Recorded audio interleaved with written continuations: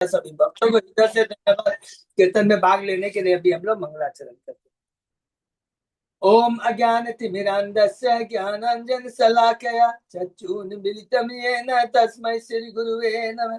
श्रीचैतन्यमनोभीष्टं स्थापितं येन भूतले स्वयं रूप कदा मह्यं ददाति स्वपदान्तिकम्। वन्देऽहं श्रीगुरु श्रीयुतपदकमलं श्रीगुरु वैष्णवांश्च श्रीरूपं साग्रजातं सहगण रघुनाथं वितं तं सजीवं स्वाद्वैतं सावधूतं परिजं सहितं कृष्ण चैतन्य देवं श्री राधा कृष्ण पादान सहगण ललिता श्री विशाखावितांत च। नम ओम विष्णुपादाय कृष्ण प्रेष्ठाय भूतले श्रीमते भक्ति वेदांत स्वामिन इति नामने। नमस्ते सारस्वती देवे गौरवाणी प्रचारिणे निर्विशेषा शून्यवादी पाश्चात्य देश तारिणे। वांछा कल्पतरुभ्यस्य कृपा सिन्धुभ्य एव च पतितानां पावनेभ्यो वैष्णवेभ्यो नमो नमः। नमो महावदान्याय कृष्ण प्रेम प्रदायते कृष्णाय कृष्ण चैतन्य नामने गौरत्विषे नमः। हे कृष्ण करुणा सिंधु दीन बंधु जगतपते गोपेश गोपिका कांत राधा कांत नमस्तुते। तप्त कांचन गौरांगी राधे वृंदावनेश्वरी वृषभानुसुते देवी प्रणमामि हरिप्रिये। नीलांचल निवासाय नित्याय परमात्मने बलभद्र सुभद्रायां जगन्नाथाय ते नमः। जय श्री कृष्ण चैतन्य प्रभु नित्यानंद श्री अद्वैत गदाधर श्रीवासादि गौर भक्त बिंद मुखम करोति वाचालम पंगु लंघेगिम यत्कृपातमहं वन्दे श्री गुरु मदीन तारिणम परमानंद माधवम श्री चैतन्येश्वरम। हरे कृष्ण कृष्ण कृष्ण हरे हरे हरे राम राम राम हरे हरे। श्री श्री मंगलाचरण की जय, श्रीला प्रभुपाद की जय। हरे कृष्णा। आज की इस भगवत चर्चा में सभी भक्तों का हार्दिक स्वागत है। सभी भक्तों के चरणों में सादर दंडवत प्रणाम है। राधा माधव राधा गोविंद परम वैष्णव गुरु आचार्यों की असीम कृपा से हम सब भक्त लोग मिलकर से भागवत ग्रुप पर चर्चा कर रहे हैं। कैंटो 11 के हम लोग दूसरे अध्याय में हैं। पहले अध्याय के अंदर में हमने पढ़ा, सुखदेव गोस्वामी जी परीक्षित महाराज को बताते भगवान श्री कृष्ण ने जब अपनी सारी लीला यहाँ प्रकट कर चुके, 125 वर्ष तक भगवान श्री कृष्ण धरा पर रहे, उसके बाद में भगवान अपनी अप्रकट लीला करने जा रहे हैं। और भगवान की कृपा से भगवान ने मौसम लीला की, अर्थात जिसके अंदर में भगवान ने ऐसी लीला रची जिसके माध्यम से ऋषि लोगों का अभिशाप मिलता है सांब को, वहां के यदुवंशियों को, जो कि द्वारका में रह रहे। भगवान यदि चाहते तो सांप को पलट सकते थे, लेकिन उन्होंने ऐसा नहीं किया क्योंकि स्वयं उनके द्वारा ये रचना की गई थी। ये बहुत इंपॉर्टेंट चीज है, अर्थात बिना भगवान की इच्छा के कुछ हो नहीं सकता है। और क्या क्या कारण थे हम लोगों ने चर्चा किया। उसके बाद दूसरे अध्याय में हमने देखा शीर्षक है नौ योगेंद्र से महाराज निम्न की भेंट। उसमें बताते हैं कि नारद जी एक दिन वसुदेव जी के यहाँ घर में आते हैं। वसुदेव जी बहुत प्रसन्न हो जाते हैं और इनका बहुत सम्मान करते हैं। और उसमें हमें शिक्षा मिलती है कि किस प्रकार यदि कोई परम वैष्णव गुरु आचार्य आते हैं तो किस प्रकार उनका सम्मान करना चाहिए। उसके बाद में प्रश्न करते हैं, कृपा करके मुझे स्पष्ट बताइए कि किस प्रकार मैं इस भव बंधन से मुक्त हो सकूं। उत्तर में बताते हैं नारद जी सुखदेव गोस्वामी जी को क्या बताते हैं। नारद जी सुखदेव गोस्वामी जी को बताते हैं कि निम्मी और नव योगेंद्रों के बीच में जो वार्ता हुई उसके बारे में बताते हैं। नव योगेंद्र कौन है? भगवान ऋषभ के 100 पुत्र में से वे 9 पुत्र है जो परम हंस है। प्रश्न करते हैं, पहला प्रश्न क्या है? सर्वोच्चम शुभ क्या है? जीवों का वास्तविक कल्याण किसके अंदर में है? और उसके उत्तर में सॉरी, जो 9 योगेंद्र में सबसे पहले कौन है, किसके बारे में हमने चर्चा किया? कवि।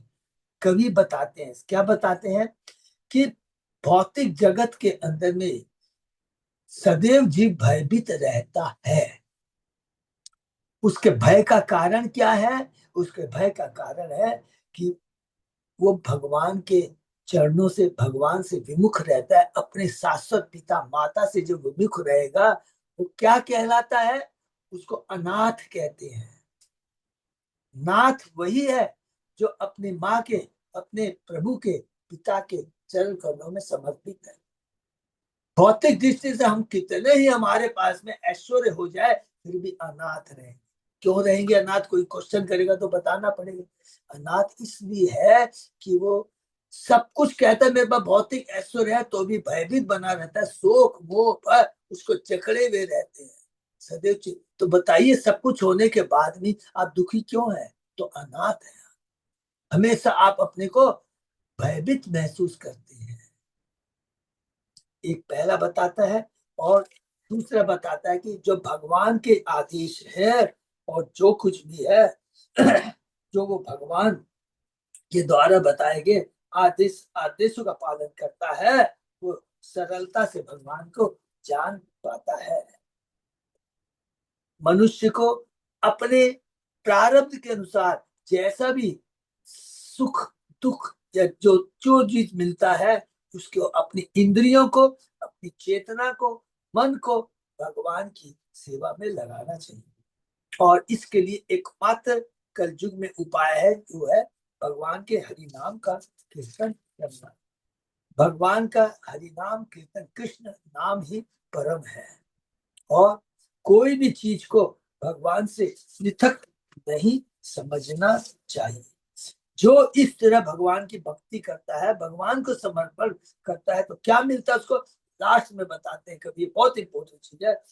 उससे जो भगवान की शरण में जाता है उससे भगवान की परम भक्ति मिलती है, भगवान का प्रत्यक्ष अनुभव होता है, और जो भौतिक चीजों के प्रति आसक्ति है वो पूरी खत्म हो जाती है। दूसरा प्रश्न निम्न महाराज कहते हैं कि हमें भक्तों के, अलग अलग भक्तों के स्तर के बारे में बताइए, जिसके लिए हम चर्चा कर रहे हैं। तो उसका उत्तर हवि देते हैं। भगवान के भक्तों के तीन स्तर होते हैं। पहला उत्तम, दूसरा मध्यम, तीसरा कनिष्ठ। उत्तम जो भक्त होता है वो बहुत बड़ा चढ़ा भक्त होता है, और हर वस्तु के भीतर समस्त आत्माओं की आत्मा भगवान, समस्त आत्माओं की आत्मा उसको क्या बोलते हैं? परमेश्वर, परमात्मा। परमात्मा को वो दिखता है, अपने हृदय के अंदर में दिखता है, और भगवान को हर वस्तु के अंदर में दिखता है। तो हर वस्तु में भगवान को देखता है, भगवान को हर वस्तु में देखता है। तो इसके बारे में हमने दूसरा पढ़ा। मध्यम कोटि का जो भक्त होता है, ये प्लीज सब याद रखेंगे, वो भगवान को अपना प्रेम अर्पित करता है, नंबर वन। वह भगवान के समस्त भक्तों का निष्ठावान मित्र होता है, उनसे मित्री करता है, और जो अज्ञानी अबोध ज्ञानियों पर कृपा करता है, उन्हें हरिनाम के बारे में बताता है, भक्ति के बारे में बताता है, जीवन के लक्ष्य के बारे में बताता है, और जो भगवान से देश करते हैं उसकी उपेक्षा करता है। और प्रभुपाद जी जो कल हम डिस्कस कर रहे थे, परसों डिस्कस कर रहे थे, उन तात्पर्य में बहुत इंपॉर्टेंट बात कहते हैं। शुद्ध भक्त जो होता है सम दृष्टि का भाव रखता है, और इसलिए क्या होता है कि कभी कभी वो दुर्योधन जैसे लोगों पर भी कृपा करता है। लेकिन लेकिन हमें मूर्खतावश, लिखा है, हमें मूर्खतावश ऐसे शुद्ध भक्तों का अनुकरण नहीं करना चाहिए। ऐसा नहीं कि अरे प्रभुपाद नित्यानंद प्रभु ने जगाई मगाई के ऊपर कृपा करी थी, उनको हमारे में वो योग्यता नहीं, क्योंकि इसलिए हम लोग मध्यम श्रेणी के भक्त कहलाते हैं। तो इसलिए हमको बहुत इंपॉर्टेंट रहता है। इसलिए मध्यम अधिकारियों को उत्तम अधिकारियों के ऐसे आचरण की नकल नहीं करने चाहिए। उत्तम अधिकारी भी भगवान के उद्देश्य को पूरा करने के लिए मध्यम अधिकारी के स्तर पर आकर के प्रचार करता है। तो प्रभुपाद जी भी प्रचार जो उन्होंने किया वो उत्तम कोटि के भक्त, भगवान के सकता भी अवतार है, लेकिन जब वो प्रचार की है, कहते मध्यम स्तर पे आकर उन्होंने प्रचार किया है। तो ये है, दूसरा हो गया मध्यम। तीसरा होते हैं कनिष्ठ अधिकारी। जो भक्त मंदिर में तो अर्चा विग्रह की पूजा करता है, किंतु अन्य भक्तों के प्रति या सामान्य जनता के प्रति उचित आचरण नहीं करता। वह कनिष्ठ या प्राकृतिक या भौतिकतावादी भक्त कहलाता है और निम्नतम पद पर स्थिर माना जाता है। तो इसी ऊपर हम लोग चर्चा कर रहे थे, जिसमें तात्पर्य में प्रभुपाद जी ने बहुत सुंदर सुंदर बातें कही, इतनी सुंदर बात कही है जो कि कल माता जी लोग सबसे चर्चा हो रहा था। सबसे पहले हमको ये चीज समझना है, नास्तिक कौन होता है, अभक्त कौन होता है, अज्ञानी कौन होता है, हमारी क्या स्थिति है, देवताओं की क्या स्थिति। अब देवता भी क्या है, शुद्ध भक्त होते हैं, लेकिन शुद्ध भक्त नहीं होते। क्यों नहीं होते हैं? क्योंकि उनको भी अपने पद का, ऐश्वर्य के प्रति आसक्ति रहती है। हम लोग जो है, हम लोग के बारे में यदि हम कहें, हमको खुशी होना चाहिए, हम भक्त हैं, ठीक है, हमारी आसक्ति जरूर है, लेकिन धीरे धीरे वो आसक्ति खत्म हो जाएगी। क्यों आसक्ति खत्म हो जाएगी? देवताओं की क्यों नहीं होगी? कोई क्वेश्चन कर सकता है। अरे हमको इतना सौभाग्य मिला है प्रभुपाद जी का कि उनके माध्यम से हमें भक्तों का संग मिल रहा है। और बेचारे देवता तो वो तो सृष्टि के मेंटेनेंस में भगवान के आदेश के अनुसार वो कार्य तो करते हैं। वो लालायित रहते कि कैसे हम जल्दी से जल्दी पृथ्वी लोक में जा करके भक्तों का संग करें। इच्छा रहती है, लेकिन इतना ऐश्वर्य रहता है कि नहीं कर पाते। तो हमको अपना कितना भाग्यशाली हमको समझना चाहिए। तो इसका मतलब क्या हुआ, इस भौतिक जगत के चकाचौंध के प्रति में आकर्षित नहीं होना है। कंटिन्यू हमें भगवत भगवान के प्रभुपाद जी के जो शास्त्र है, गुरु है, आचार्य, उनका कंटिन्यू संग करना चाहिए और उनकी सेवा करनी चाहिए, उससे सुनना चाहिए। तो सेवा बहुत इंपॉर्टेंट, जरूरी है ये हमें करना। तो इसी को हम लोग चर्चा करें तो आगे उसी प्रभुपाद जी के तात्पर्य को इस श्लोक से संबंधित तात्पर्य में हम कंटिन्यू आज करते हैं। ओम नमो भगवते वासुदेवाय। ओम नमो भगवते वासुदेवाय। ओम नमो भगवते वासुदेवाय। नारायण नमस्कृत्य नरं चैव नरोत्तमं देवी सरस्वती व्यासं ततो जयम् उदीरये। नष्टप्रायेषु अभद्रेषु नित्यं भागवत सेवया भगवती उत्तम श्लोके भक्ति भवति नैष्ठिकी। कृष्णाय वासुदेवाय देवकी नंदनाय च नंद गोप कुमाराय गोविंदाय नमः। आराधयो भगवान ब्रजेश तनय ततनाम वृंदावनम रमया काचिदुपासना व्रजवधू वर्गेण कल्पिता।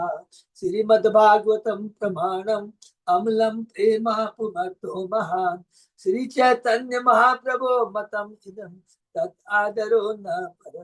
हरे कृष्ण कृष्ण कृष्ण हरे हरे, हरे राम राम राम हरे हरे।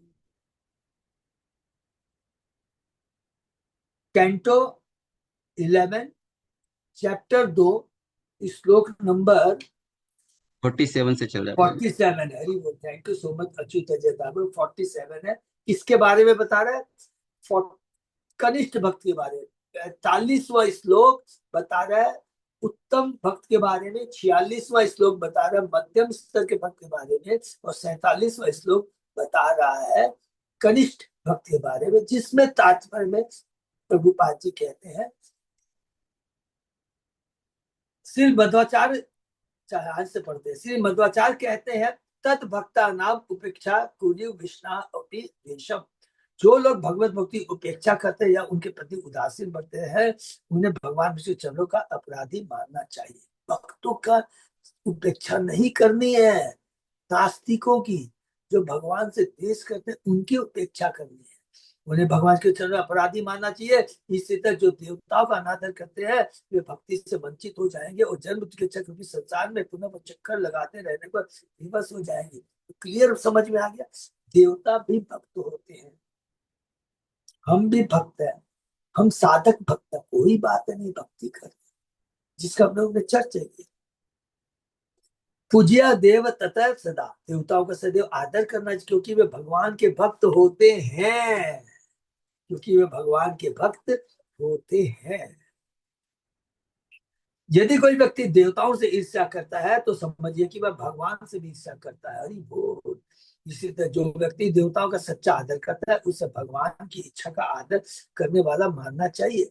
वैष्णव मूर्खता बस यह नहीं सोचता कि देवता अनेक है, वह जानता है कि भगवान तो एक है, किंतु जैसा इसे भागवत अनेक बार कहा गया है, इस जगत में ईश्वर का एक उद्देश्य बद्ध जीवों को प्रकृति के क्रूर नियमों से उबारना है। इस जगत में भगवान के उद्देश्य के अंतर्गत देवताओं को भगवान के शरीर के अंग मानना चाहिए, जो भगवान को मदद करते हैं, सृष्टि चलाने में मदद करते हैं, लीला में मदद करते हैं। अरे सबसे बड़ी बात अभी हम लोग ने शुरू चर्चा किया है कि जब भगवान यहाँ प्रकट हुए थे, एक एक चीज को याद रखेंगे तो कंसेप्ट क्लियर रहेगा। कोई आपसे आप तुरंत पूछेंगे, अरे अगर भगवान देवता भगवान के भक्त नहीं होते तो ब्रह्मा जी क्षीर सागर में जा कर करके नहीं कृष्ण भगवान को क्षीर दसाई विष्णु को नहीं कहते कि पृथ्वी का भार बढ़ गया है, कृपा करके आइए। तो ब्रह्मा जी किसको लेके जाते हैं, सबको याद है ना, पृथ्वी को लेके जाते। पहले अध्याय में हमने पढ़ा था, कैंटो 10 के पहले अध्याय में पढ़ा था, मैं भूलना नहीं। पृथ्वी को लेकर ब्रह्मा जी के पास में जाते हैं, भगवान कहते हैं चिंता मत करो, मैं अवतार लूंगा, सारे अवतार मेरे संग में आएंगे, और देवता तुम लोग भी आओ, तुम लोग भी आओ। भगवान भक्त नहीं होते तो भगवान उनको बोलते। इसलिए कभी भी हमको तत्व को समझकर, सारी चीज को समझ करके कहना है। भगवत गीता में कहा गया है, कामे स्थिते हित ज्ञान प्रपद्यन्ते अन्य देवता तम तम देवम आस्थाय प्रकृतिया नियता स्वया। जिनका मन भौतिक इच्छा द्वारा बिगड़ चुके हैं वे देवताओं की शरण में जाते हैं और अपने स्वभाव के पूजा के विधि विधानों का अनुसरण करते हैं। किंतु ऐसे भक्तों के भी कई उदाहरण मिलते हैं जिन्होंने भगवान कृष्ण की सेवा के लिए, देवता से वर पाने के लिए उनकी पूजा की। हरि बोल। कितनी बढ़िया बात लिखा है। अगर सपोज कीजिए आप काली के मंदिर से गुजर रहे हैं, शंकर जी के मंदिर से गुजर, दुर्गा जी के मंदिर से गुजर रहे हैं, तो क्या लिखा है, बहुत इंपॉर्टेंट चीज है। उनसे भौतिक चीज नहीं मांगनी चाहिए, उनसे क्या मांगना चाहिए कि आप कृपा कर करके मुझे आशीर्वाद दीजिए, जैसे मैं कृष्ण की भक्ति कर सकूं, ये मांगना चाहिए। और आपको याद है कि देवता किस प्रकार भगवान के भक्तों का बहुत सम्मान करते हैं, हमने पढ़ा है कैंटो 5 के अंदर में। भरत महाराज जो जड़ भरत के रूप में है, 3 भरत है, राजा भरत, जड़ भरत और मृग भरत, बीच में मृग भरत। तो जड़ भरत को जब डाकू लोग ले जाते हैं नर बलि के लिए, तो माता काली अपने विग्रह को फाड़ कर निकलती है और अपने ही जो उसके भक्त है उनका गला काट देती है और जड़ भरत महाराज को बचा देती है।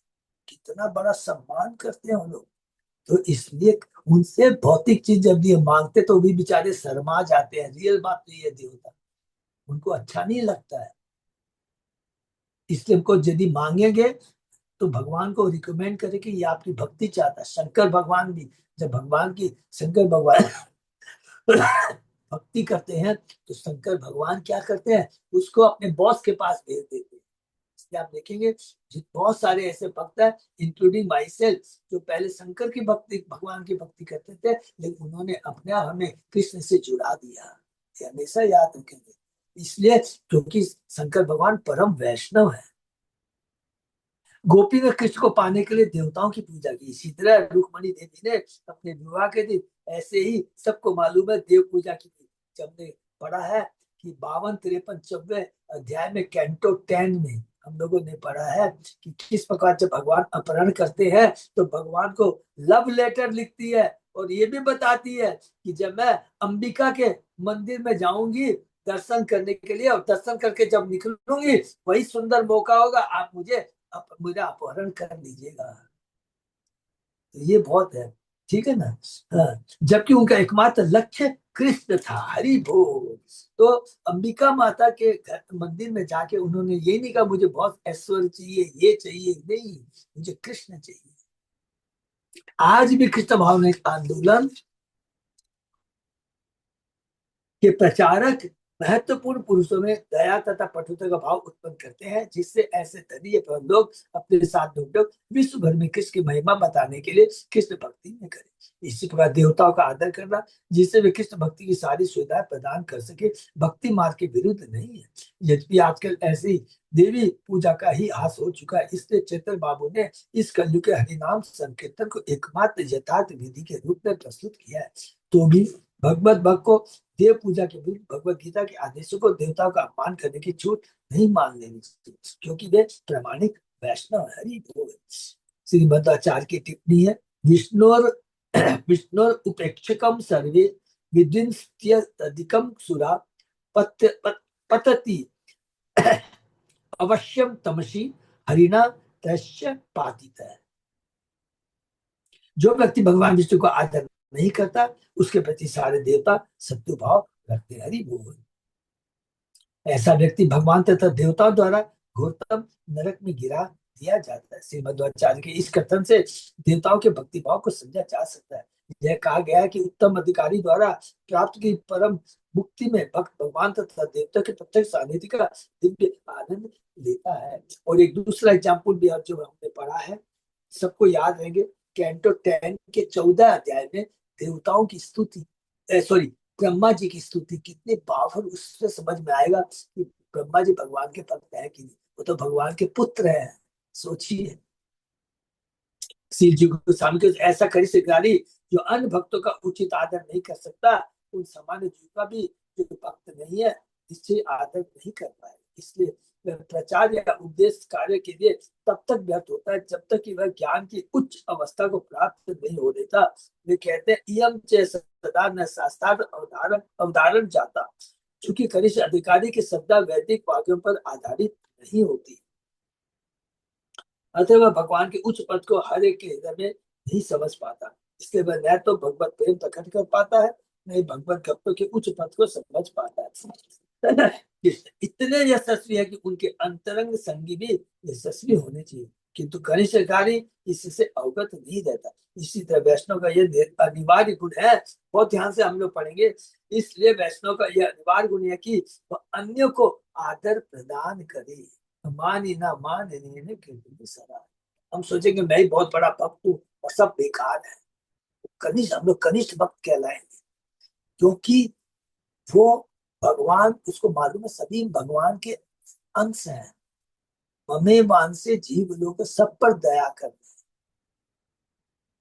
प्रारब्ध के अनुसार विचारों के कर्म के अनुसार में हो सकता है चेतना अलग अलग हुई, चाहे वो पेड़ पौधों की चेतना ले लीजिए, कीट पक्षियों की ले लीजिए, जीव जंतुओं की ले लीजिए, लेकिन इसका मतलब ये नहीं है कि हम लोग उनका अपमान कर उनसे मिसबिहेव करें, उनका अनादर करें। दोनों चीजें, एक तो अपमान नहीं करना चाहिए और उनका सिर्फ आचरण जो होता है ना, गलत आचरण नहीं होता।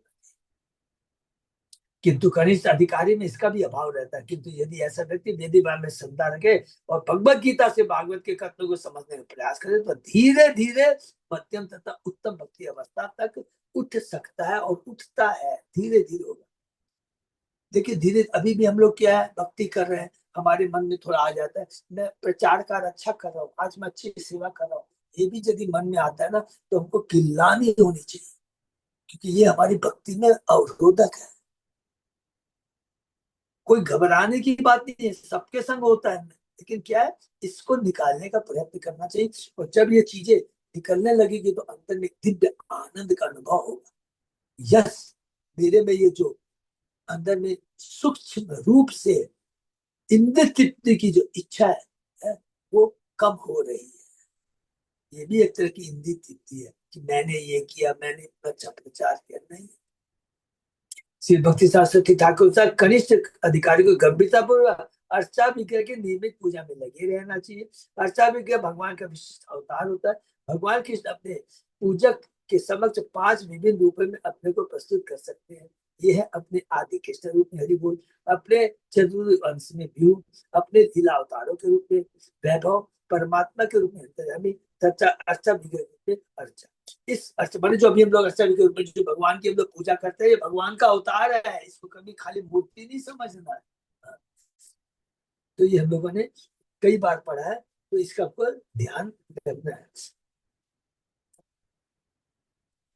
परमात्मा के रूप में अर्चा विग्रह, इस अर्चा विग्रह में परमात्मा होता है जो भगवान के वैभव रूप में समाहित रहता है। भगवान का यह वैभव प्रकाश चतुर्भुज से निकलता है और यह चतुर्भुज परम वासुदेव में स्थित होता है, जो कि स्वयं प्रकाश तत्व के भीतर स्थित होता है। इस स्वयं प्रकाश में वैकुंठ स्थित गोलोक वृंदावासी कृष्ण के आदि रूप स्वयं रूप तत्व के अंश नहीं होते। इसको अभी हम लोग चर्चा नहीं करेंगे, डिटेल में करेंगे चेतन चरितामृत में। जब हम लोग मध्य लीला के 22वें अध्याय अतीत करेंगे तो भगवान चेतन महाप्रभु सनातन गोस्वामी को बताते हैं। वैसे हम लोग चेतन चरितामृत में आदि लीला में हम लोगों ने पढ़ा है प्राभव और वैभव है कि दो तरह का, खाली सिंपल में चीज समझेंगे कि जब भगवान अपने को विस्तार करते हैं तो एक ही रूप में रहते हैं। सबको मालूम है क्या था, द्वारका में भगवान 16,108 रूप में पड़ता है, लेकिन 16,108 के अर्थ उनका एक ही रूप होता है,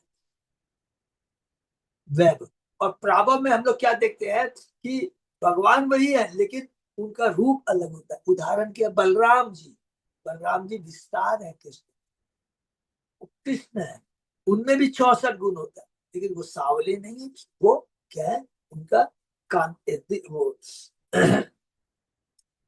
क्या बोलते हैं उसको, राधा रानी का जो है का वो रूप रहता है, वो गोरे हैं ऐसे सिंपली बोलिए ना, वो रहते हैं। और वैभव प्रकाश, वैभव प्रकाश, स्वयं प्रकाश, इसका पूरा और थोड़ा सा टफ है लेकिन खाली नॉलेज पर्पज के लिए तो इसको पूरा अलग से डिटेल में चर्चा करेंगे।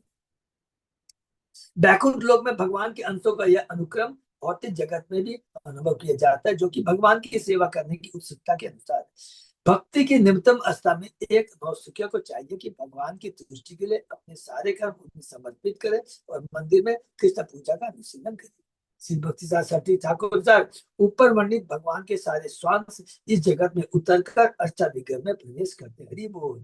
जो वैष्णव का दैनिक जीवन संगी बनकर परमात्मा के कार्य को प्रकट करता है। जिसमें भगवान का लीला अंश वैभव विशिष्ट अवसर पर अवतरित होता है। रामादि सेतु कला नियमेन तिष्ठ, किंतु परमात्मा रूप का अर्चा रूप तो भक्तों के आध्यात्मिक उन्नयन के लिए इस जगत में सदाई उपलब्ध है। जब कोई व्यक्ति मध्यमकारी पद को प्राप्त होता है तो भगवान के अंशों को समझ पाता है, जबकि कनिष्ठ अधिकारी का सारा ज्ञान अर्चा तक ही सीमित रहता है। तो भी कृष्ण इतने दयालु की निम्न श्रेणी के वैष्णव को भी प्रोत्साहित करने के लिए वे अपने सारे विभिन्न रूपों को अर्चा में ही संगित कर देते हैं, जिससे अर्चा की पूजा करते हैं। कृष्ण सारे रूपों की पूजा कर लेता है। भक्त जो जो भक्ति करता जाता है, बहुत ध्यान से प्लीज, भक्त जो जो भक्ति प्रगति करता जाता है वह इन रूपों को जैसे जैसे वे अपने ढंग से व्यक्त होते हैं समझ सकता है, चाहे वे इस लोक में या वैकुंठ लोक में। हरि तृतीय श्रेणी के स्तर पर है तो वे भक्त को भगवान के साथ सज्जा तथा परिचर की आनंदमय वास्तविकता का आध्यात्मिक अनुभव नहीं हो पाता।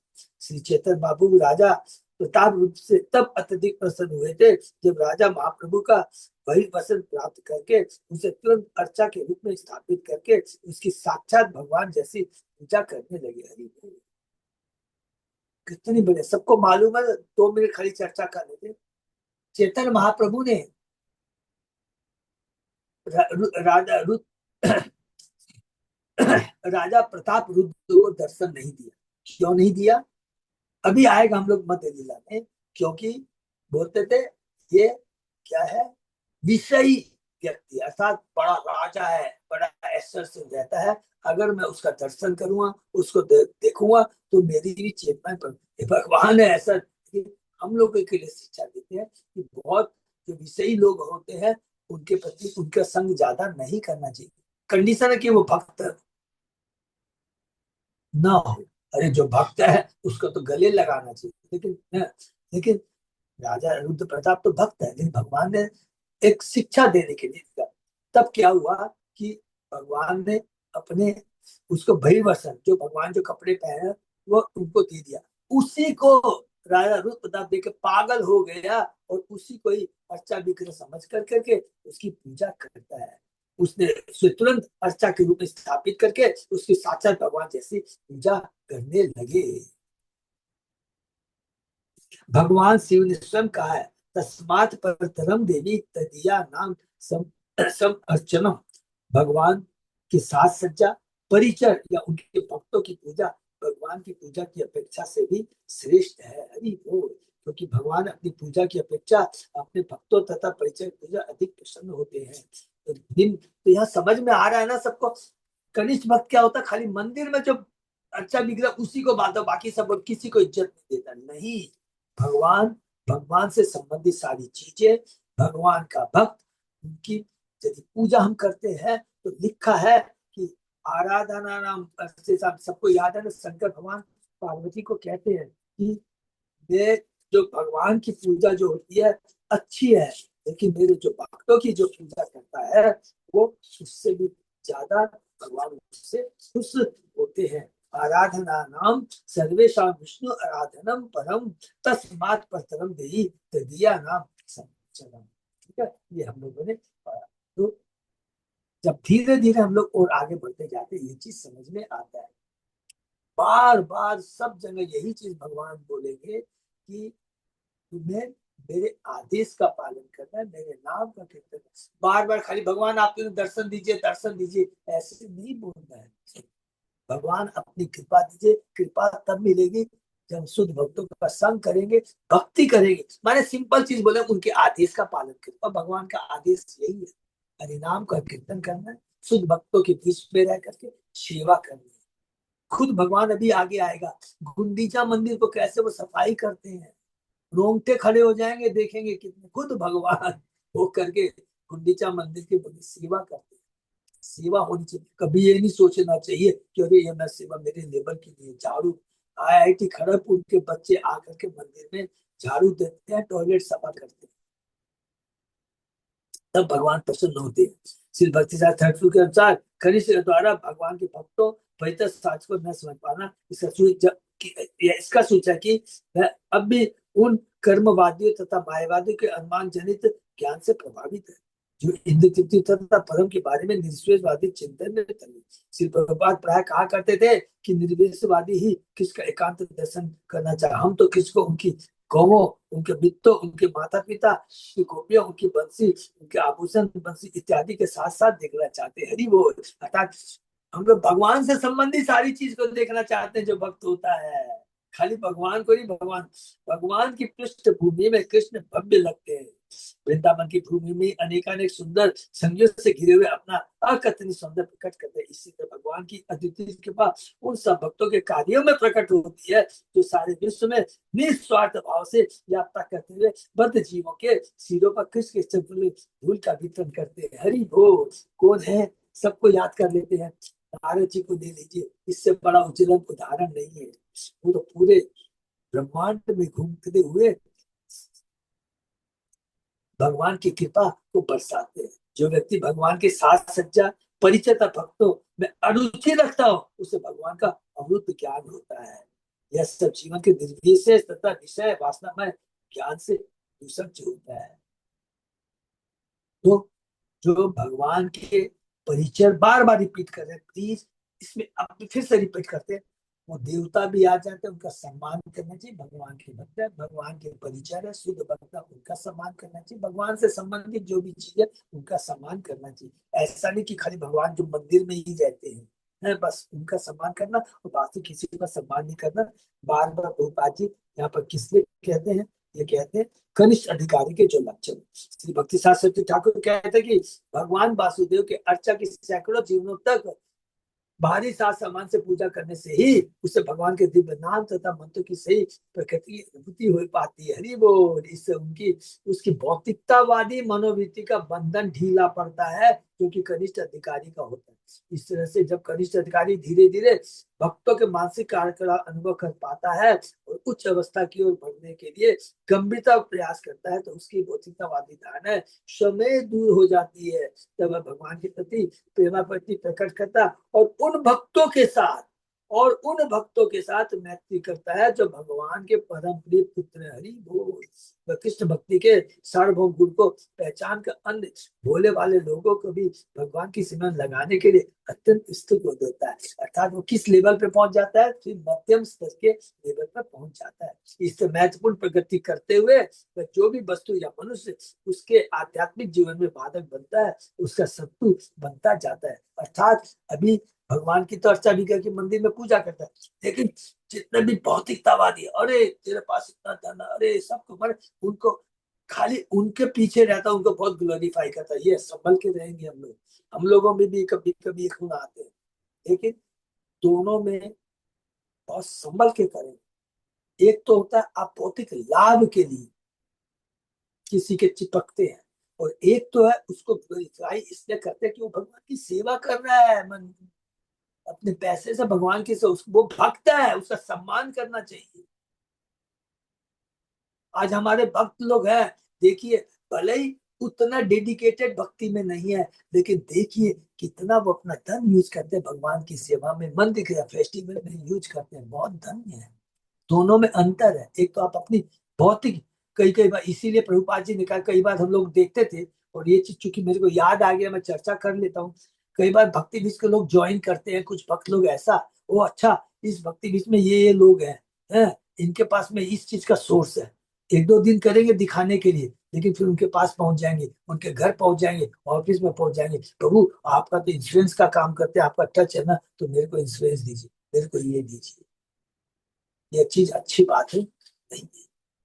आप कोई बिजनेस में कुछ एक अलग चीज है वो है, लेकिन इंटेंशन वो नहीं होना चाहिए कि इससे मैं भौतिक लाभ उठाना, ये करना। तो ये प्रचार में थोड़ा ये चीज अच्छी चीज नहीं है, इसलिए मंदिर में ये चीज कई बार बोला गया है। हाँ, अगर जो है कोई डॉक्टर है, तो इसका मतलब नहीं है मैं डॉक्टर के पास नहीं जाऊंगा। अर्थ को समझना अच्छे से, नहीं प्रभु मेरे को ये प्रॉब्लम है तो मैं भक्ति नहीं कर पाऊंगा। यस डॉक्टर साहब चलिए, डॉक्टर खुश होगा। किसी को कोई प्रॉब्लम है, भक्ति कर, किसी को धन की प्रॉब्लम है, किसी को नौकरी नहीं लग रहा है, अरे मैं भक्ति अच्छे से नहीं कर पाऊँ, कोई ये मदद कर देगा, वो एक अलग चीज है। तो अर्थ का अनर्थ नहीं लगाना, जरूर सबको मदद करनी चाहिए, जहां भी मेरे भक्त को डिस्टरबेंस होता है जरूर मदद करनी चाहिए, जिसमें क्षमता है उसको जरूर करना चाहिए, वो भी एकदम जरूर है।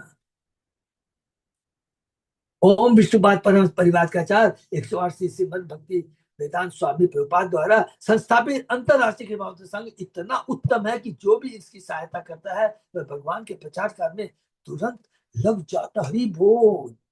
कितनी बड़ी पावरफुल बात है। अगर हम लोग कृष्ण भावना के प्रचार में कोई भी मदद करता है तो क्या है, तो वह भगवान के प्रति तुरंत लग जाता है। जिसके पास में भी कोई भी जिसमें क्षमता हो, शारीरिक रूप से, मानसिक रूप से, धन के रूप से, किसी में योग्यता हो तो होता है, तो वो भगवान का भक्त बन जाता है, प्रचार कार्य में लग जाता है। अर्थात संक्षेप में कह देते हैं कि कोई भी किस भी स्थिति में हो, उसे कुछ भी उसके पास है वो भगवान की सेवा में लगाएंगे तो स्वतः ही 110% वो भक्त बन जाएगा। माने 1% भी डाउट नहीं है, भक्त बन जाएगा। और आप धीरे धीरे देखेंगे कि कैसे कैसे कर करके वो धीरे धीरे सारा काम भी कर रहे हैं, इतना अच्छा बिजनेस भी कर रहे हैं, प्रचार कार्य भी कर रहे हैं, भगवान की भक्ति भी कर रहे हैं, सब कुछ कर रहे हैं। सुपर है वो लोग, सुपर है एकदम।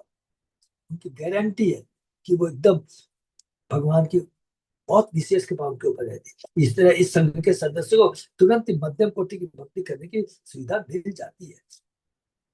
यदि कोई व्यक्ति कृष्ण भावना के नाम पर प्रचार कर छोड़कर अपने निर्वाह हेतु धन एकत्र करने मात्र में रुचि लेने लगता है तो अन्य जीव के प्रति ईर्षा प्रदर्शित। हरि बोल। जो अपने बात कर रहे थे, उद्देश्य खाली क्या है, अपने जीवन निर्वाह हेतु। यह तो तृतीय कोटि के स्तर का लक्षण। श्री विश्वनाथ चक्रवर्ती ठाकुर के अनुसार 45वें श्लोक से लेकर 47वें श्लोक तक राजा निम्मी ने इन दो प्रश्नों, भक्ति भगवत भक्ति का स्वभाव क्या है, भगवत भक्त का स्वभाव क्या है, तो जो भी है थोड़ा सा है, भगवत भक्त का स्वभाव क्या है और वैष्णव के विशिष्ट कर्तव्य क्या है। हाँ ठीक है, भगवत भक्ति स्वभाव और वैष्णव के विशिष्ट कर्तव्य क्या है, ये उत्तर दिए हैं। तो यहाँ पर हम लोग ने 45, 46, 47 तीन के अंदर में ये बहुत इंपॉर्टेंट उत्तम, मध्य और कनिष्ठ के बारे में हम लोगों ने पढ़ा। अब उसके आगे हम लोग पढ़ते, गृहीत्वा अपि इंद्रिय अर्थान यो न द्वेष्टि न हृष्यति विष्णु मायाम इदम पश्यम सर्वे भागवतोत्तम उत्तम। इंद्र विषयों में लगे रहकर भी जो इस संपूर्ण जगत को भगवान विष्णु की शक्ति के रूप में देखता है, वह न तो विकर्षित होता है, न हर्षित, वह निसंदेह भक्तों में सबसे महान होता है। माने भारी दृष्टि से लगेगा वो इंद्रिय विषय कर रहा, काम कर रहा है, प्लीज सब कुछ वो भगवान की शक्ति के रूप में देखता है। प्लीज, ये इतना इंपॉर्टेंट श्लोक है, जो कुछ यूज करता है भगवान की शक्ति समझ कर करके वो भगवान की सेवा में लगाता है। जैसे दस स्वामी के साथ उत्तम अधिकारी का पद इतना पूज्य है कि 8 श्लोकों में अब लक्षण दिए जा रहे हैं। बाकी अभी बता, इसका मतलब क्या हो गया, इस अध्याय के अंदर में अभी और 8 श्लोक बाकी है। कि 8 श्लोक अब अतिरिक्त लक्षण दिए जा रहे हैं किसके बारे में, उत्तम अधिकारी का। यह समझ लेना होगा कि जब तक कोई भगवान कोई भगवत भक्त के चरण कमलों के संपर्क में नहीं आता, तब तक भौतिक मोह से छूटने का मार्ग समझ पाना कठिन है। माने मोटा मोटी नेक्स्ट टू इम्पॉसिबल। श्री देशामित्र के 5वें श्लोक में श्री प्रभुपाद जी ने कहा है, 5वां और 6वां श्लोक तो हम लोगों ने पढ़ा है ना, कि 6वें श्लोक में क्या है कि भक्त के बाहरी गुणों को देख कर करके उसको नेगलेक्ट नहीं करना चाहिए। वो काला हो सकता है, थोड़ा बेचारा वो हो सकता है, क्या बोलते हैं, हैंडीकेप हो सकता है, लेकिन वो गंगा के समान पवित्र है, जिसमें बहुत सुंदर माने ये बहुत इंपॉर्टेंट है कि 5वां और 6वां श्लोक में शुद्ध भक्त के बारे में। तो सुसया भजन अभिक अनन्य निंदा निंदादि शून्य हृदय इप्सित संग लब्धया। मनुष्य को चाहिए कि उस शुद्ध भक्ति संगति करे और श्रद्धा पूर्वक सेवा करे जो अविचल भक्ति में पड़ा हुआ और जिसका हृदय अन्यों की आलोचना करने की लालसा से नितांत रहित। श्री प्रभुपाद ने इस पर टिप्पणी की, प्रभुपाद ने इस पर टीका की क्या, इस श्लोक में श्री रूप गोस्वामी भक्त को सलाह देते हैं कि वह इतना बुद्धिमान हो, कनिष्ठ अधिकारी, मध्यम अधिकारी तथा उच्च के बीच अंतर जान सके। प्लीज इसको अंडरलाइन कर लेंगे, बहुत इंपॉर्टेंट चीज है। नवदीक्षित वैष्णव तथा मध्यम पद पर स्थित वैष्णव भी शिष्य बना सकते, किंतु ऐसे शिष्य को उसी पद पर होना चाहिए और यह समझ लेना चाहिए कि उसके अपर्याप्त मार्गदर्शन में जीवन के चरम की ओर ठीक से प्रगति नहीं करें। पहला श्लोक क्या है, वाचो वेगम मनस्य क्रोधा जीवा वेगम इतोपस्थ वेगम। लास्ट में क्या बोलता है, ऐसा पूरे विश्व में शिष्ट बनाने के योग्य हो जाता है। इसलिए शिष्य को चाहिए कि सावधान रहते हुए उत्तम अधिकारी को ही अपना गुरु चुने। समझ में आ गया, गुरु महाराज को चुनना है और भी महाराज माने ये नहीं चुनिए, ये सब उत्तम अधिकारी को चुनना है। अतः अब अतिरिक्त लक्षण दिए जाएंगे ताकि बद्ध जी को भगवत धाम ताकि बद्ध जी जो भगवत धाम लौटना चाहता है प्रामाणिक गुरु को अच्छी प्रकार पहचान सके। हम लोग जो दीक्षा लेते हैं यहाँ पर आईडीसी कोर्स में तो सबने पढ़ा है ना, प्रामाणिक गुरु के लक्षण क्या है, कौन गुरु बनने के लायक है, कौन शिष्य बनने के लायक है। श्री सीता स्वामी तथा श्री जीव को सांख्य भगवान के शुद्ध भक्त के साथ संगति करना इतना महत्वपूर्ण है कि भक्ति की विभिन्न श्रेणियों की व्याख्या के पश्चात शुद्ध भक्ति योग्यताओं के विषय में 8 अतिरिक्त श्लोक दिए जा रहे हैं, ताकि श्रीमद् भागवतम के विद्यार्थी इस दिशा में कोई त्रुटि न कर सके। इसी प्रकार भगवद गीता के 2 अध्याय में अर्जुन ने कृष्ण से पूर्णतः कृष्ण भावनाविद व्यक्ति के लक्षण पूछे हैं और कृष्ण ने प्रज्ञा प्रतिष्ठा अर्थात कृष्ण भावनाविद प्रतिष्ठित व्यक्ति के लक्षणों की विस्तार से व्याख्या की गई है। तो सबको ये भी चीज मालूम है ना, भगवद गीता का हम लोगों ने पढ़ा है। प्रथम 30 श्लोक के अंदर में लोग मैंने गीता का सार है। दूसरा अध्याय में क्या, गीता का सार है, आत्मा के बारे में बताते हैं, भक्ति के बारे में बताते हैं। उसके बाद में लास्ट में हम लोगों ने पढ़ा स्थिर प्रज्ञ कौन होता है, समाधि में कौन होता है, स्वरूप सिद्ध में कौन होता है, इसके बारे में गीता में हम लोगों ने लास्ट 10-15 एग्जैक्ट मेरे को श्लोक नंबर याद नहीं है, उसी को यहाँ पर हिंट दे रहे हैं कि दूसरे अध्याय में भी हमने ऐसा बताया है कि इसकी विस्तार से व्याख्या। इस श्लोक में जिस विषय योग्यता का वर्णन हुआ है वह विष्णु माया इदम पश्चिम, मनुष्य को चाहिए कि संपूर्ण भौतिक जगत को भगवान की माया की उपज माने। हरि बोल। जो भगवान की संपत्ति है उसके लिए शोक करने या प्रफुल्लित होने का प्रश्न ही नहीं। जो भगवान की संपत्ति है उसके लिए शोक करने का या प्रफुल्लित होने का प्रश्न ही नहीं होता। जो भगवान की संपत्ति है अपना मानना और चला जाना तो शोक करना तो मूर्खता है। जो चीज तुम्हारी नहीं है, हमारी नहीं, उसके लिए तुम शोक करते हो। और जो अभी है मेरे पास में, अभी गई नहीं है, तो क्या होता है, शोक अब हटा दीजिए, मोह हो जाता है, अरे ये मेरी है। और फिर तीसरा चीज क्या है, चली न जाए उसका भय बना रहता है।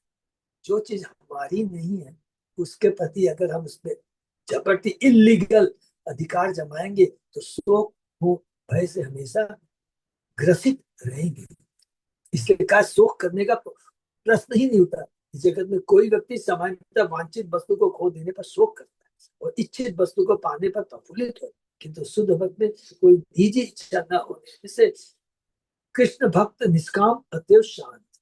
हानि या लाभ का कोई प्रश्न ही नहीं उठता। जो हमारी है नहीं तो हानि और लाभ का प्रश्न कहाँ होता है। जैसा कि भगवत गीता में कहते हैं, जो इस लेवल की जिसकी सोच होती है उसके लिए ब्रह्मभूत प्रसन्नात्मा न सोचती न कांति समय सर्वेषु भूतेषु मद भक्ति लभते परा। जो दिव्य पद पर स्थित होता है वह तुरंत ही परम्परा साक्षात करके पूर्णतः आनंदित हो जाता है। वह न तो शोक करता है न किसी वस्तु को पाने की इच्छा करता है, वह हर जीव के प्रति संभाव रखता है। ऐसी दशा वह मेरी शुद्ध भक्ति प्राप्त कर सकता है। इसी प्रकार शिव जी राजा चित्रकेतु के चरित्र की प्रशंसा करते हुए अपनी पत्नी पार्वती से कहते, नारायण परा सर्वे कुतस्य न बिभ्यति स्वर्ग अपवर्ग नरकेषु अपि तुल्यार्थनम दर्शिन। एकमात्र भगवान नारायण की सेवा में लगे भक्तगण कभी भी जीवन की किसी दशा से डरते नहीं। उनके लिए स्वर्ग लोक फिर मोक्ष नरक लोक सभी एक समान है, क्योंकि ऐसे भक्त एकमात्र भगवान की सेवा में रुचि रखते हैं। तो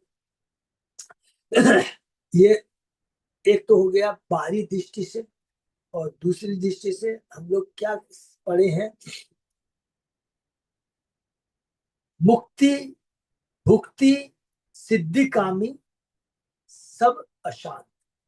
यहाँ पर लिखा है ना, केवल कृष्ण भक्त शांत। क्यों? क्योंकि वो निष्काम। चेतन चैतामृत का अभी भी पढ़े।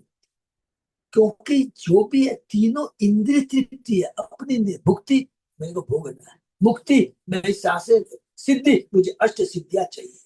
ये सारी जो चीजें है ना, तो ये सारी चीज अपनी इंद्रिय तृप्ति के लिए, अगर कोई भी चीज अपनी इंद्रिय तृप्ति के लिए होता है वो क्या है, वो नुकसानदायक होता है कोई भी चीज। और तीसरी चीज हम लोग ऐसे बोलेंगे, अरे ये भौतिक जगत में हम हमारे लिए नहीं है, हम तो परमानेंट ऑनरशिप का घर, भगवान का धाम है वो मेरा ऑनरशिप का घर है। ये भौतिक जगत तो भाड़े का घर है, ये तो भगवान ने बताया है बनाया है हमारे करेक्शन के लिए। कृष्ण भक्ति में पूर्ण संतोष की यह अवस्था कृत्रिम ध्यान द्वारा प्राप्त होना मानसिक चिंतन नहीं है, अपितु आनंद में भगवान की श्रेष्ठ प्रकृति का अनुभव करने का फल। जैसा कि भगवत गीता में कहा गया है, रस वर्ज रसो अपश्यम परम दृष्ट्वा निवर्तते। दूसरे जगह है, विषयामिनी वर्तन्ते निराहरस रसवर्ज रसो अपश्यम परम दृष्ट्वा निवर्तते। जब हायर टेस्ट मिल जाता है तो लोअर टेस्ट में कोई इंटरेस्ट नहीं होता है। जब निर्विशेषवादी तथा शून्यवादी कृत्रिम रूप से भौतिक वस्तुओं को अपने मनों को निकाल फेंकने का प्रयत्न करते हैं तो उन्हें अपने कृत्रिम ध्यान में काफी कठिनाई न झेलनी पड़ती है। जो ब्रह्म ज्योति में जानना चाहते हैं निर्विशेषवादियों को बहुत कष्ट होता है। तो बहुत इंपॉर्टेंट श्लोक का बारे में कलेशो अधिकतर दिशा अव्यक्त आशक्त क्षेत्र अव्यक्ता ही गति दुखम देह बधिर अवाप्यते। भगवान कृष्ण के अनुसार निर्विशेष मोक्ष अनेक कष्टों अवस्थाओं के बाद मिलता है, क्योंकि हर जीव परम पुरुष कृष्ण का विभांस होने से नित्य आत्म स्वरूप को त्यागने की धारणा भौतिक अहंकार से उत्पन्न घोर हताशा का प्रतिफल है। यह कोई सकारात्मक कार्यक्रम नहीं है। यदि किसी के हाथ में नशे पीड़ा हो तो वह अपना हाथ काटने के लिए राजी हो सकता है, किंतु असली हल तो यह होगा कि सदूषण को हटा दिया है, जिससे स्वस्थ हाथ आनंद का स्रोत बन सके। हरि बोल। सबको समझ में आ रहा है ना? चर्चा कर लेते हैं। निर्विशेषवादी क्या है? ज्ञानी ये जगत बहुत दुखालय है, बहुत कष्ट है, कोई चीज को टच नहीं करते हैं, और फिर अपने स्वरूप को ही खत्म कर देना चाहते हैं। क्या कि मेरा ये जो है ये तो माया कुछ नहीं, और उसको निर्विशेष ब्रह्म में विलीन कर देना चाहते हैं, माने अपने अस्तित्व को मिटा देना चाहते हैं। अरे मेरा हाथ कट जाए, हाँ सॉरी, हाँ मेरे शरीर का हाथ कट जाए, उसको थोड़ी ना काट के विलीन कर देंगे, काट देंगे, नहीं। उसको क्या है, दवा देके ठीक करना है। ये बुद्धिमानी है। इसी प्रकार अहंकार या मैं का भाव तभी असीम सुख का स्रोत हो सकता है जब वह हम यह समझ के हम क्या है, अर्थात कृष्ण दास है, निर्विशेष ध्यान निरस्तता कष्ट प्रद, क्योंकि हम तो सच्चिदानंद है, लेकिन निर्विशेष ध्यान है, उसमें कोई आनंद नहीं है, शुष्क आनंद है। और कष्टप्रद क्यों है? बहुत कष्ट करना पड़ता है, और ये चीज मेरे को, ये इससे मेरी आसक्ति हो रही है, उसको टच नहीं करेगा, उसको टच, अर्थात वो कौन कहलाते हैं? हम लोग ने पढ़ा था, वो फल्गु बैरागी है, ये सब फल्गु बैरागी है। जबकि युक्त वैरागी सब कुछ कृष्ण का है, त्यागना नहीं है, विरक्ति रखना है, त्यागना नहीं है, और भक्ति भगवान की सेवा में लगाना है। शुद्ध भक्ति अनुभव करता है कि वह नित्य पुरुष है, मर्ज होने के लिए नहीं है, वो नित्य पुरुष है, परम पुरुष कृष्ण का विभांश है, वो ममे मन से जीव लोके जीव है, और ईश्वर के पुत्र में उसे भगवान की भावपूर्ण नित्य लीला में भाग लेने, कृष्ण से प्रेम करने और शरीरों के साथ खेलने का अधिकार प्राप्त है। हरि बोल। ऐसे भक्त के लिए पीत भौतिक प्रकृति जो आध्यात्मिक जगत का विकृत प्रतिबिंब मात्र पूर्णता अनासक बन जाती है। अतः जो व्यक्ति कृष्ण में पूर्णपण उन्नत होता है, माया के विकारों में अरुचि दिखाता है, उसे भागवत भगवतोत्तम कहा जाता है। जैसा कि किसी पिछले श्लोक में वर्णन में भक्ति परेशानु भवो विरक्ति अन्यत्र च, श्री मध्वाचार्य ने कहा विष्णु माया विष्णु अच्छादी नाम। इस श्लोक में विष्णु और माया शब्द यह सूचित करते हैं कि माया सदैव विष्णु की इच्छा पर आश्रित रहती है, क्योंकि हम लोग ने पढ़ा है माया अध्यक्ष ने प्रकृति है। इसी प्रकार भर संहिता में कहा गया है सृष्टि स्थिति प्रलय साधन शक्ति रेखा छाया यास्य भुवनानि विधर्मी दुर्गा। माया भगवान की परछाई के समान जो इस जगत के सृजन पालन और प्रलय में उनकी सहायता करती है। भगवान की इच्छा के अनुसार वो सहायता करती है। सारे देवता भी भगवान के अंश हैं, भगवान को इस सृष्टि के पालन करने में सहायता करते हैं। समझना है एकदम सब चीज को, सब शक्ति है, चाहे वो बहिरंगा शक्ति हो चाहे अंतरंगा शक्ति हो, शक्ति शक्तिमान से ही निकलती है। जिसका परछाई में स्वतंत्र गति शक्ति नहीं होती, अपितु उस वस्तु का पीछा करती है जिसकी वह छाया होती है। उसी तरह भगवान की माया में कोई स्वतंत्र शक्ति नहीं होती, अपितु भगवान की इच्छा अनुसारी वह जीवों को मोहित करती है। किसके ऐश्वर्य में से एक ऐश्वर्य है कि वे परम विरक्त है। जब कोई जीव उन्हें भूलना चाहता है तो वे अपनी माया को लगाकर उस बद्ध जीवों को ऐसी मुक्ता को जल्दी सरल बनाने में सहायता देते हैं। तो इसको और चर्चा कर सकते हैं, करते हैं, थोड़ा 2 मिनट लगेगा, सबको मालूम है। प्रैक्टिकल एग्जाम्पल खाली हम देख लेते हैं कि भौतिक जगत में कोई वास्तविक सुख नहीं है। कैसा सुख है? एक नदी के किनारे पर हम खड़े हैं, एक वृक्ष है, उस वृक्ष के अंदर में बहुत सुंदर पत्तियां हैं और अच्छे अच्छे फूल हैं और अच्छे अच्छे फल लगे हुए हैं। ये हो गया आध्यात्मिक जगत, वास्तविक फल। और उसी की छाया नदी में पानी में गिरती है, तो वैसा ही पेड़ दिखाई देता है, उसमें भी फूल दिखाई देते हैं, फल लटकते हुए दिखाई देते हैं। तो नदी के अंदर जो परछाई दिखती है, उस फूल को हम लोग सूंघ सकते हैं, तोड़ सकते हैं क्या? फूल को फल को खा सकते हैं क्या? नहीं। असली तो फल जो है नदी के किनारे में साक्षात वृक्ष है, वो है आध्यात्मिक जगत। इसलिए इस भौतिक जगत में जो कुछ भी है ये क्या है? माया है, दिखाई देता है लेकिन आनंद नहीं दे सकता। श्री जीव गोस्वामी के साथ कृत्वा कृत्वापि इंद्रियर्थार्थ अर्थान अर्थान शब्द सूचित करता है कि भगवान का शुद्ध भक्त इस जगत में कर्म करना बंद नहीं करता, परंतु वह अपने इंद्रियों के स्वामी ऋषिकेश की सेवा में लगाते। ऋषिकेश सेवनम भक्ति। श्री रूप गोस्वामी ने बताया कि यदि कोई उन भौतिक वस्तुओं का जो कृष्ण की सेवा के लिए उपयुक्त है, भौतिक अतः आध्यात्मिक उन्नयन में अवरोधक मानकर परित्याग कर देता है, तो उसका त्याग केवल फलगु वैराग्य अर्थात कच्चा तथा अधूरा वैराग्य होता है। इतना सुंदर ज्ञान और कहीं नहीं मिलेगा।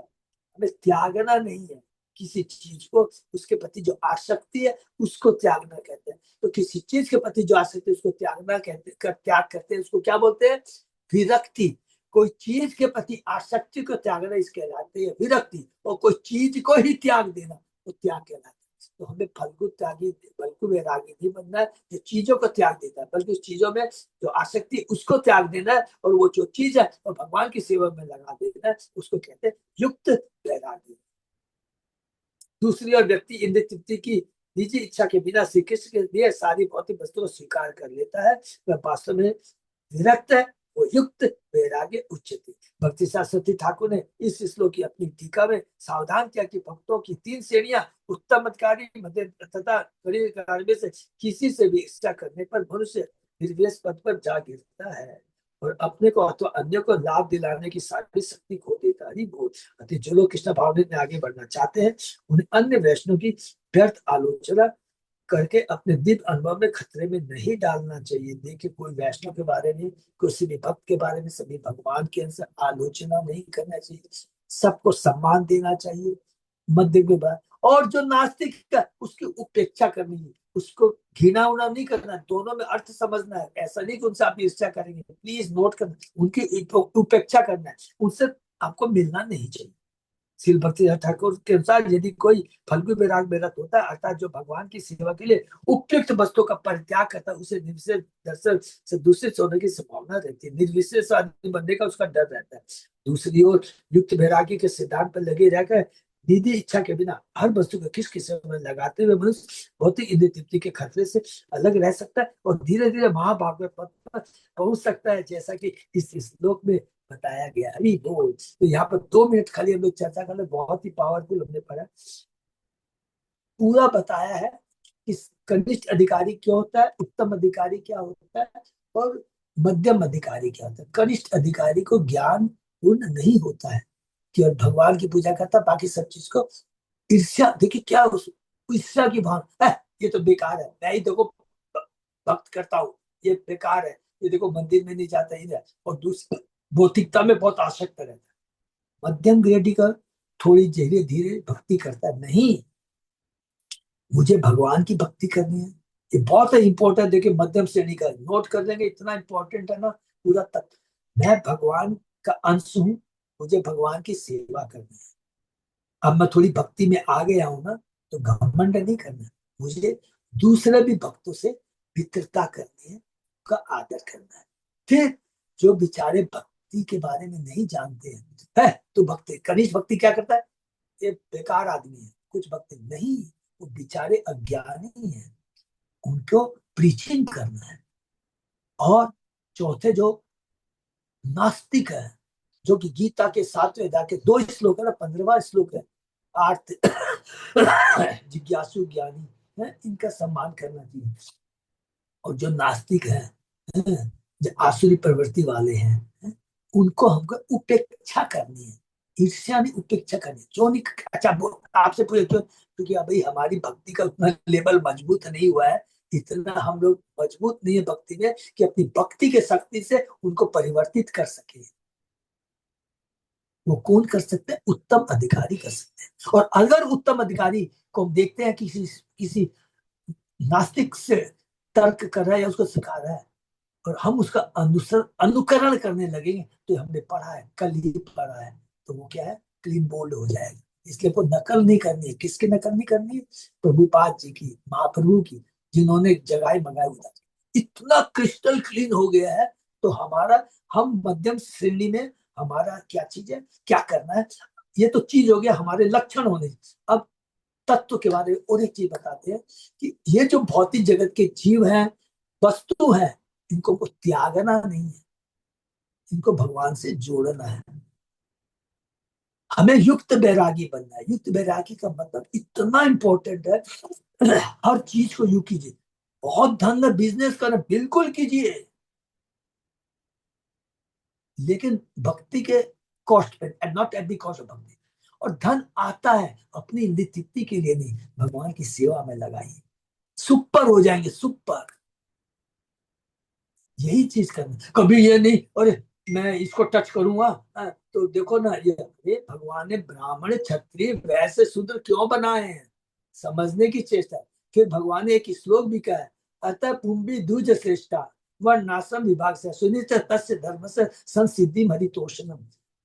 भागवतम के पहले कैंटो का दूसरे अध्याय का 13वां श्लोक है, हम लोगों ने अभी मेमोराइज भी किया है। क्यों बोला, इसका मतलब ये बोला, ब्राह्मण क्षत्रिय वैश्य सबको अपने धर्म तो करने हैं, लेकिन उसके प्रति कोई आसक्ति नहीं रखनी है। वैश्य में बहुत कमा लिया रे, मैं नहीं, आसक्ति तेरा कर्तव्य है ये वैश्य का, कि ब्राह्मण क्षत्रिय शुद्ध के लिए तुम्हें कृषि करना है, गो पालन करना है, गो रक्षा करना है, तेरा कर्तव्य है। क्षत्रिय का तेरा कर्तव्य है कि 3 वर्षों के असुर लोगों से रक्षा करना। ब्राह्मण का क्या कर्तव्य है, सबको वैदिक ज्ञान देना। ब्राह्मण बोलेगा मैं सबसे बड़ा होशियार हो गया, भगवान की भक्ति नहीं करता, क्लीन बोल। तो कोई भी चीज का पालन करते हुए अपने लिए सोचते कि मैंने ये किया है, तो क्लीन बोल्ड हो जाए, सब कुछ भगवान की सेवा में लगा दीजिए। तो इसका मतलब वो युक्त बैरागी हुआ, कुछ छोड़ता नहीं है, बल्कि उसमें आसक्ति न रखे, तो भगवान की सेवा में लगाता है। जीवन धन्य हो जाएगा, अंदर में दिव्य आनंद का अनुभव होगा। और भगवान भी, जब हमको दिव्य आनंद का अनुभव होने का मतलब क्या हुआ, भगवान प्रसन्न हो रहे हैं, भगवान इसमें प्रसन्न हो। हरे कृष्णा। किसी का कोई प्रश्न? बार बार एक ही चीज को प्रभुपाद जी ने, देखिए, एक एक चीज को रिपीट किया, ये बहुत इंपॉर्टेंट है। अभी तो एक बार बोल के चले गए बेचारे कि उत्तम किसको कहते हैं, मध्यम कहते हैं, निम्न किसको कहते हैं, लेकिन जब तक ये पूरा परपोर्ट नहीं पड़ेगा, हमको समझ में नहीं आएगा। सबसे बड़ा तो मैं देखता, कभी हम लोग को ये समझ में नहीं आता है कि त्याग किसको कहते हैं और विरक्ति किसको कहते हैं। हम तो सोचते इस चीज। तो अभी एक लाइन और बोलना भूल गया, इसमें लिखा है, जो त्यागने की भावना आएगी ना, वो क्या बन जाएगा, निर्विशेषवादी बन जाएगा। कैसे? निर्विशेषवादी क्या करता है, और इस चीज को टच करूंगा, इसमें आसक्ति आ जाएगी, हर चीज को छोड़ता चला जाता है और खाली चिंतन करता रहता है। तो ऐसी हालत हो जाएगी, सब चीज को त्याग दे देंगे, है, और फिर निर्विशेष की लाइन में चले जाएंगे। अरे जल्दी से निकलो, भौतिक जगत बहुत कष्टदायक है, सब कुछ छोड़ो। फिर भगवान बोलेगा ठीक है भैया, छोड़ दिया, ठीक है, तेरे को कर्म फल तो नहीं मिले, अब मैं करूँ क्या, तेरे को भौतिक जगत में भी नहीं ला सकता हूँ, क्योंकि भौतिक जगत में तो वो आता है जिसके कर्म फल भोगने हैं। लेकिन वो बहुत होशियारी करता है कि मुझे तो कर्म फल लगे नहीं, मैंने कोई कार्य तो किया नहीं। तो भगवान को बोलता मेरे को भौतिक जगत से निकालो। भगवान बोलते कोई बात नहीं, उसको ब्रह्म ज्योति में ले जाके पटक देते। अरे मैं तकलीफ पा रहा हूँ, आनंद नहीं आ रहा है। अरे आत्मा तो सच्चिदानंद, तू ही तो कहा मैं कष्ट से उबारा। अरे कष्ट से उबारना है मतलब एक ही चीज है, कष्ट से एक ही चीज उबर सकता है, जो अपने को अपने प्रभु से जोड़ लेगा, तभी आनंद है। बाकी सब में कष्ट है, कोई भी चीज आप देख। इसलिए भुक्ति, मुक्ति, सिद्धि, तीनों ही क्या है, अशांत, लिखा अशांत। केवल कृष्ण भक्त निष्काम, अतएव शांत। हरे कृष्ण। किसी का कोई प्रश्न? बहुत बहुत धन्यवाद, बहुत अच्छा हम लोग अभी कर रहे हैं सेवा, हम लोग को ये मौका मिल रहा है, सब एक दूसरे को बहुत धन्यवाद देंगे और भगवान की कृपा मांगेंगे कि हम लोग ये कंटिन्यू करते जाए, करते जाए, तो बहुत अच्छा हम भक्ति में प्रोग्रेस कर पाएंगे, और भगवान के जो इच्छा गुरु महाराज जो चाहते हैं उसको करने में कुछ सक्षम बन पाएंगे। ठीक है, हरे कृष्ण। हरे कृष्ण, धन्यवाद प्रणाम। अच्युत दास प्रभु, ना प्रभु जी। कुछ है प्रभु? बस अभी खाली रथ यात्रा में लग जाना है, सब सेवा में, सब भक्तों से है। थोड़ा जिसका भी जो कलेक्शन हुआ ना प्लीज भेज देंगे, थोड़ा सा मंदिर से आता है, जिसका भी जो आता है, कोई वो नहीं है। क्या होगा ना, कम से कम क्या है ना, फाइनल लिस्ट बन जाएगी, हम भेज देंगे, क्योंकि भी खर्चे बहुत लगते हैं ना, तो जब सब बोलेंगे ठीक है, तो थोड़ा उनको भी परेशानी लगती है। और खूब मन लगा के इस बार सेवा करनी है, और भगवान से प्रार्थना बनाएंगे कि हमारे गुरु महाराज बहुत जल्दी से ठीक होकर के यहाँ आ जाए, सब भक्तों को जिनको है दीक्षा मिले, ठीक है, उनका दर्शन मिले, दीक्षा मिले, की कृपा मिले। हरे कृष्ण। बहुत बहुत धन्यवाद सब भक्तों को। कृष्ण से भक्तों का बहुत बहुत धन्यवाद। विराम करते हैं। 1 साथ